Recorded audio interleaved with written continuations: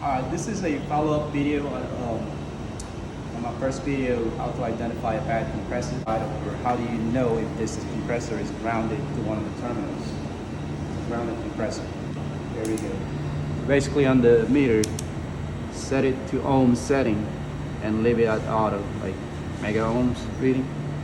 There we go. So in this case, if you have a compressor that's grounded, it will develop some kind of resistance in between one of these three terminals. The way to do this is take one of the lead, touch the line, and another lead goes on one of these terminals. So let's say this compressor, for instance, I'm gonna touch one of these line. I'm gonna touch one of this copper line, and that's the other lead on one of the terminals. We identified that this one is the start right here. So it will develop some kind of resistance. Like, focus on the resistance, Javi. This one is showing that I have a resistance of 195 kilo ohms. So this is grounded as far as like on the start terminal. Now on the run, it will also be grounded. Let me see. There you go. It's also be grounded, but it doesn't necessarily mean that, like most of the time, all of them are grounded. It could be like one terminal, or it could be all of them.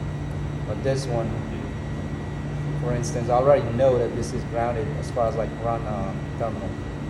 And then the common, it's also develops some kind of resistance. It also has some kind of resistance between the copper line and the terminal. Now let's test a good compressor. Once again, this is a good compressor. It's brand new. We just pulled this from the shell.